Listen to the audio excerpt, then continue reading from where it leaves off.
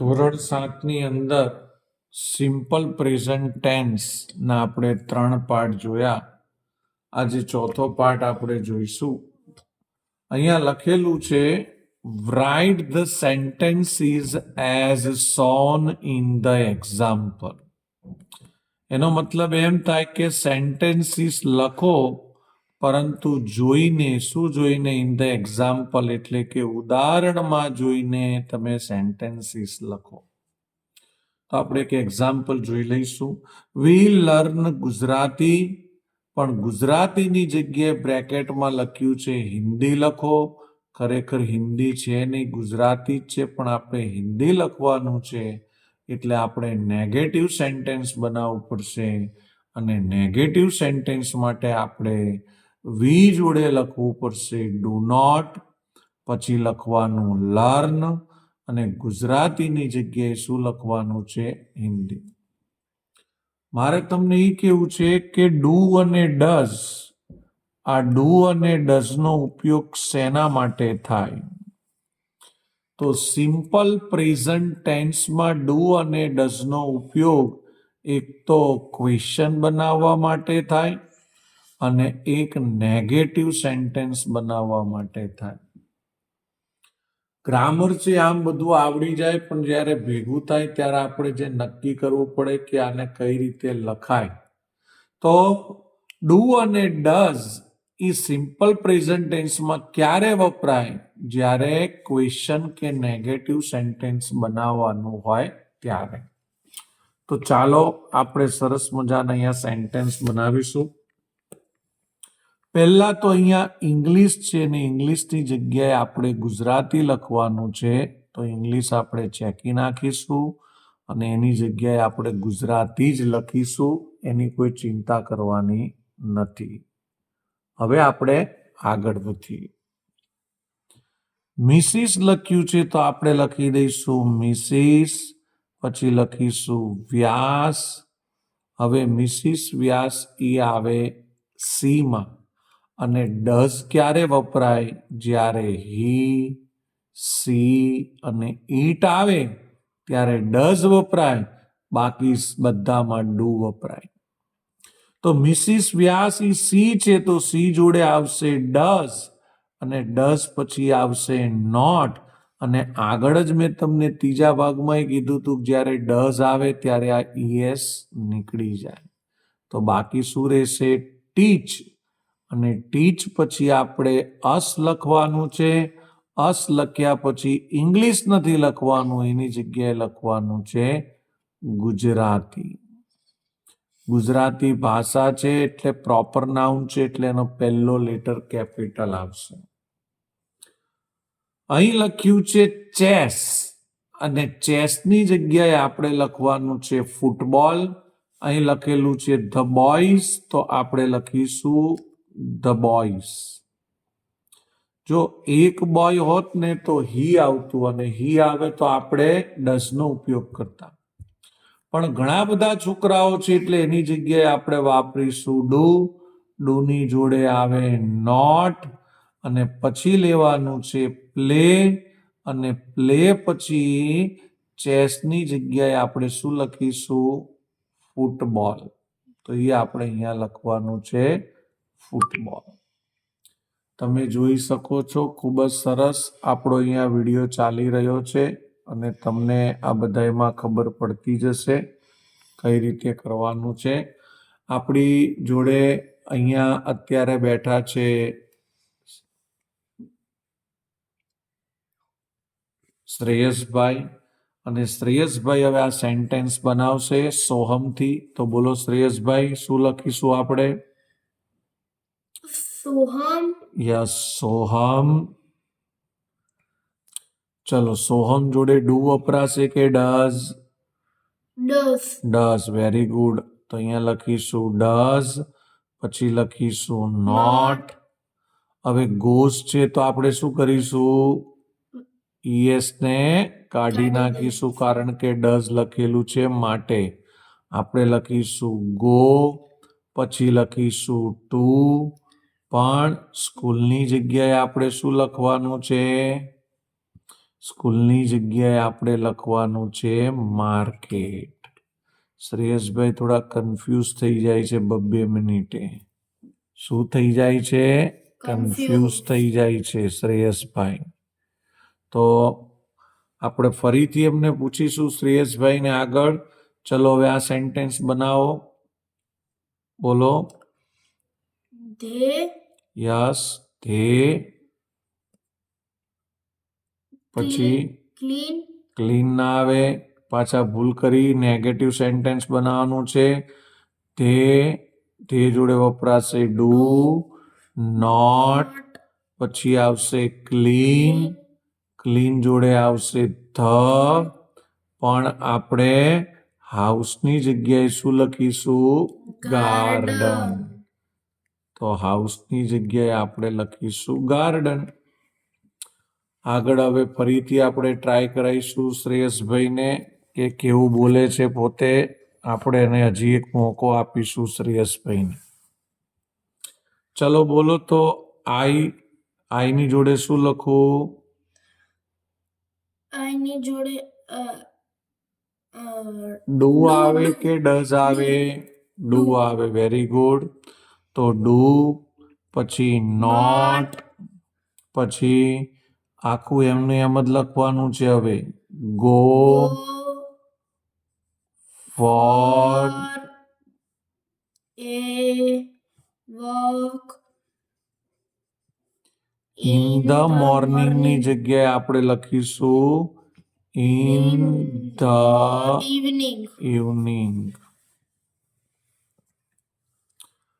ફરીથી અહીંયા ગ્રાન્ડફાધર છે તો આપણે પહેલા લખી દઈશું ગ્રાન્ડફાધર.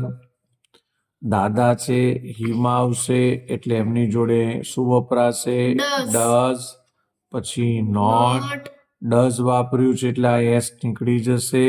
બાકી આવશે રીડ. અને ધ રામાયણની જગ્યાએ આવશે ધ મહાભારત. ઓકે. હજી આગળ આપણે સેન્ટેન્સ લઈશું બીજા. આગળ હવે અહીંયા લખેલું છે મોહન. તો આપણે લખીશું મોહન. મોહન એ હીમાં આવશે એટલે એની જોડે શું આવશે? ડઝ. પછી નોટ. હવે આ એસ નીકળી જશે. એની જોડે આપણે લખીશું ક્લાઇમ્બ. પછી મેંગો. આવડતું નથી શ્રેયભાઈને અને વચ્ચે બોલે છે. મેંગો ટ્રીની જગ્યાએ આપણે લખવાનું છે નીમ ટ્રી. તમે પેલા ધ્યાન રાખો શ્રેયસભાઈ. અહીંયા આઈ આપેલું છે તો આઈ લખીશું. હી સીટ નથી એટલે આપણે ડુ લખીશું. ડુ જોડે આવશે નોટ. બાકી બધું એમનું એમ લખવાનું છે. Go to school. બાય બસની જગ્યાએ લખવાનું છે ઓન સ્કૂટર. બાય બસની જગ્યાએ લખવાનું છે ઓન સ્કૂટર. હવે આપણે અહીંયા લખેલું છે વી તો વી લખીશું. વી જોડે શું આવશે? ડુ આવશે. હી સીટ જોડે ડઝ આવે. ડુ પછી લખીશું નોટ. પછી આપણે લખવાનું છે ડેકોરેટ અને ધ લખીશું. પણ હોલની જગ્યાએ આપણે લખવાનું છે ક્લાસરૂમ. શું લખીશું? ક્લાસરૂમ. અક્ષય છે તો આપણે અહીંયા લખીશું અક્ષય. અક્ષય હીમાં આવશે એટલે એની જોડે આવશે ડઝ. એની જોડે વપરાશે નોટ. અને ડઝ વપરાયો છે એટલે આપણે એસ કાઢી નાખીશું. ત્યાં લખીશું રાઇટ. અને પછી પોયમ્સની જગ્યાએ આવી જશે એસેસ. શું આવશે? એસે. હવે આગળ આપણે જોઈએ 8 number. Right the answers with yes and no. એનો મતલબ એમ થાય કે યસ અને નોમાં તમે આન્સર લખો.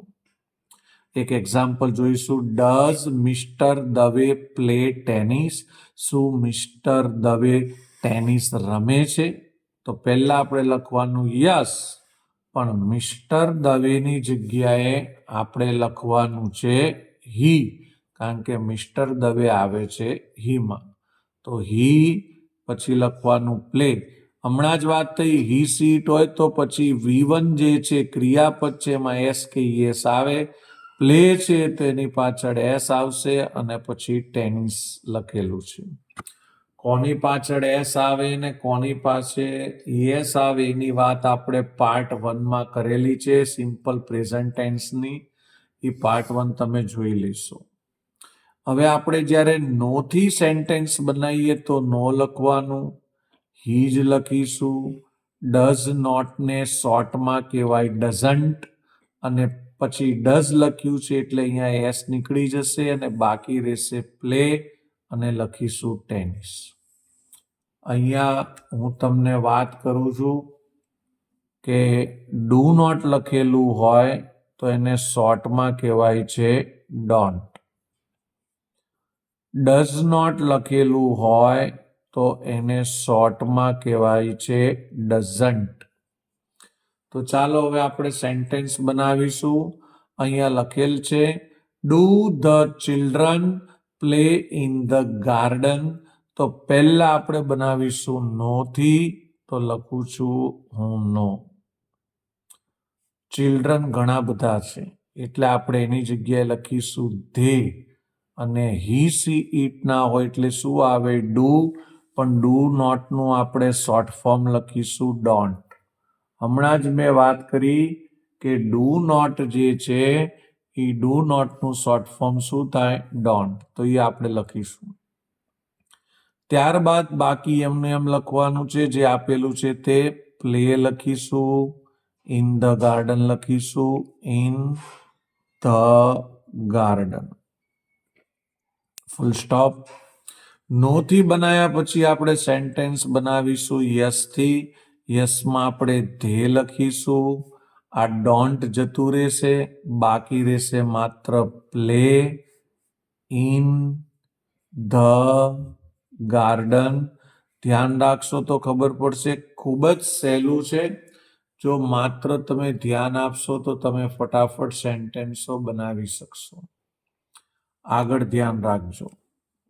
Does Meera teach you Hindi? શું મીરા ટીચ યુ એટલે તમે શીખવો છો હિન્દી? શું મીરાને તમે હિન્દી શીખવો છો? તો પહેલા આપણે લખીશું નો. મીરા છોકરી છે તો આપણે લખીશું સી. તમને ખબર છે સી જોડે શું આવશે ડઝ, અને ડઝ નોટ એનું શોર્ટ ફોર્મ થઈ જાય છે ડઝન્ટ. એની આપણે વાત થઈ ગઈ છે. સી ડઝન્ટ પછી લખીશું ટીચ યુ હિન્દી. હવે અહીંયા જે યુ છે ને એ આપણને ક્વેશ્ચન પૂછ્યો છે એટલે આપણે જ્યારે લખીએ છીએ એનો આન્સર ત્યારે યુનું શું કરી દઈશું. આપણે લખ્યું છે શું તમે મીરાને અંગ્રેજી શીખવો છો? તો આપણે લખવાનું નો, સી ડઝન્ટ ટીચ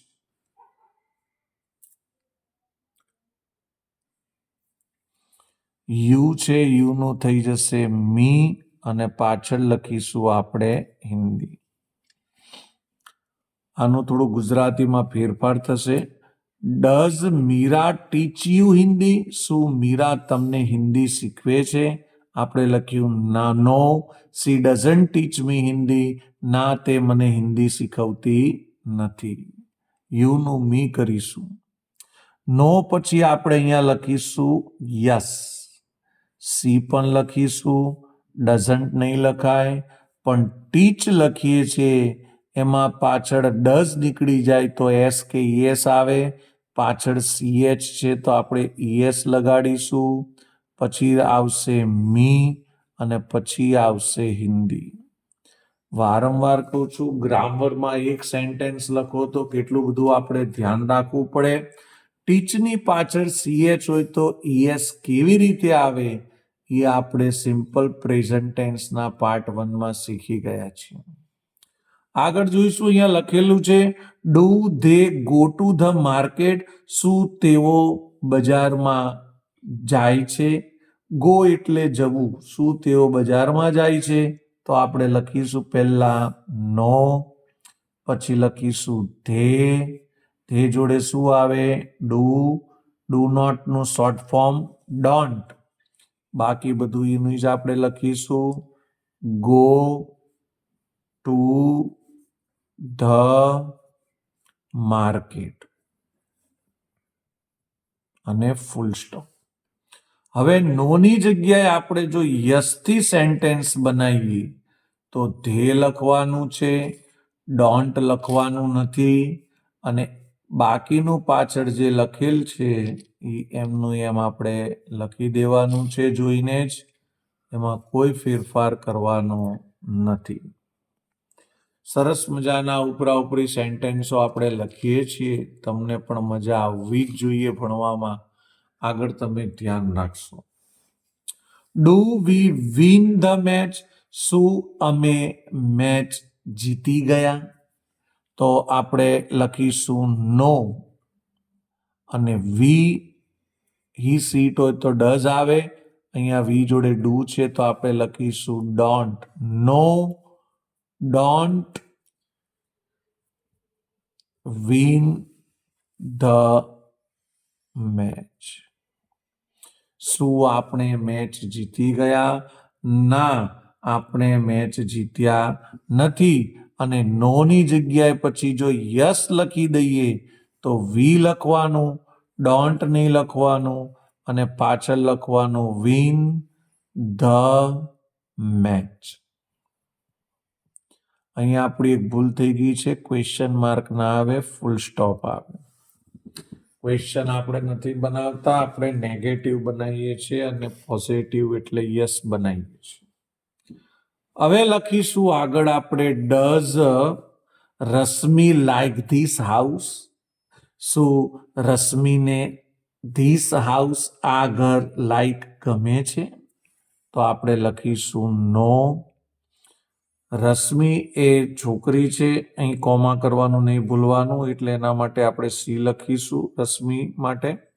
અને સી જોડે ડઝ આવે તો આપણે લખીશું ડઝન્ટ. ડઝ નોટ નું શોર્ટ ફોર્મ ડઝન્ટ, અને પછી બાકી લખીશું લાઈક ધીસ હાઉસ. ધ્યાન તમે આપતા નથી, વ્યવસ્થિત ધ્યાન આપો. ધ્યાન આપ્યા વગર તમને કશું જ નહીં આવડે. નો પછી અહીંયા આપણે લખીશું યસ, પછી સી નું સી, અને સી પછી આપણે શું લખવાનું છે? ડઝન્ટ નથી લખવાનું, અને લખવાનું છે લાઈક ધીસ હાઉસ. તમને ખબર પડતી હશે. તમારું જો ધ્યાન હશે અહીંયા તો ખબર પડતી હશે, પણ ધ્યાન અહીંયા હશે ને મન બીજે હશે તો તમને કંઈ જ ખબર પડતી નહીં હોય. Do the girls skip. શું છોકરીઓ દોરડા કૂદે છે? નો, ધ ગર્લ્સ. ઘણી બધી છોકરીઓ છે એટલે ડઝ નહીં આવે. આમે અહીંયા ડુ આપેલું છે તો લખીશું ડોન્ટ. ડુ નોટ નું શોર્ટ ફોર્મ છે ડોન્ટ, અને હવે રહ્યું શું? સ્કીપ, તો એ આપણે લખીશું સ્કીપ. અને યસથી તમારે બનાવવું હોય તો યસ કરવાનું છે, ધ ગર્લ્સ લખવાનું છે, ડોન્ટ લખવાનું નથી, અને અહીંયા લખીશું આપણે સ્કીપ. આટલા બધા સેન્ટેન્સો આપણે કર્યા. હવે આપણે શ્રેયસભાઈને પૂછીશું કે આ છેલ્લું સેન્ટેન્સ છે એનું તમે સરસ મજાનું અંગ્રેજી બનાવો. તો એ અહીંયા લખેલું છે does Mohan work on the farm. તો શું થશે બોલો? એનું નેગેટિવ સેન્ટેન્સ બોલશો. નો. નો. પછી મોહન. જોયું? મેં ના કીધું અમુક છોકરા એવા છે ધ્યાન અહીંયા હોય પણ મન બીજે હોય. એમાંથી આ એક શ્રેયસ છોકરો છે. મોહનની જગ્યાએ વપરાશે હી. ચલો પછી નો. હી. હા, ડઝન્ટ. doesn't, બસ હવે ના બોલતા તમને નથી આવડતું. નો, હી ડઝન્ટ, બાકી એમને એમ આપણે લખીશું વર્ક ઓન ધ ફાર્મ. હવે આપણે આગળ જોઈશું. અહીંયા યસ લખીશું. યસમાં હી ડઝન્ટ લખવાનું નથી. પછી આવશે work on the farm. English subject બહુ સહેલો છે, પણ ગણિતની જેમ આપણે સેન્ટેન્સની પ્રેક્ટિસ કરવી પડે અને ધ્યાન પણ રાખવું પડે. આગળ લખ્યું છે does Mrs Shah sell notebooks. તો આપણે પહેલા લખીશું નો. મિસિસ શાહ માટે આપણે લખીશું સી. સી જોડે આવશે ડઝ. ડઝ નોટનું શોર્ટ ફોર્મ ડઝન્ટ. બાકી લખીશું સેલ નોટબુક્સ. સેલ નોટબુક્સ અને ફૂલ સ્ટોપ. હવે આપણે એસર્ટિવ સેન્ટેન્સ બનાવીશું. હકારમાં યસ, પછી લખીશું સી. ડઝન્ટ લખવાનું થતું નથી, પણ સેલ છે ત્યારે હી સીટ હોય તો આની પાછળ શું લખવું પડે? એસ લગાવવું પડે. તો એની પાછળ આપણે શું લગાવીશું? એસ. અને પછી લખીશું નોટબુક્સ. ધ્યાન આપશો તો આવડશે. વારંવાર કહું છું મિત્રો. Do you watch English films? શું તમે જોઈ રહ્યા છો અંગ્રેજી મૂવી અથવા તો પિક્ચર? તો અહીંયા આપણે લખીશું યુ, એટલે આપણને પૂછે છે કે શું તમે જોઈ રહ્યા છો, એટલે આપણે જવાબ આપવાનો છે. તો આપણે લખીશું નો, પણ યુની જગ્યાએ લખીશું આઈ. જ્યારે જ્યારે યુ આગળ આવે છે ફ્રન્ટમાં તો એનો આઈ થાય છે, અને વચ્ચે આવે છે તો એનો થાય છે યુનો મી. અહીંયા યુ એટલે આપણને પૂછે છે, એટલે આપણે જવાબ આપીએ છીએ, તો આપણે આઈથી બનાવીશું નો, આઈ ડોન્ટ. I don't. પછી આવશે watch English film. Watch English એક સબ્જેક્ટ છે, એટલે એનો પહેલો લેટર કેપિટલ છે. આ બધું પણ ધ્યાન રાખતું રહેવાનું છે આપણે. પછી આપણે યસથી બનાવીશું યસ. આઈ ડોન્ટ નીકળી જશે અને બાકી રહેશે વોચ ઇંગ્લિશ ફિલ્મ્સ.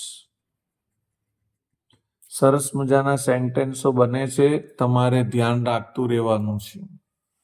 પછી લખ્યું છે does Aman meet the principal? શું અમન પ્રિન્સિપલને મળે છે? તો આપણે લખીશું નો, અને અમન માટે લખીશું હી. પછી લખીશું ડઝ નોટનું ડઝન્ટ. પછી આવશે મીટ ધ પ્રિન્સિપલ. અને યસથી બનાવવું હોય તો યસ લખવાનું. હી લખીશું, ડઝન્ટ નીકળી જશે, બાકી રહેશે મીટ ધ પ્રિન્સિપલ.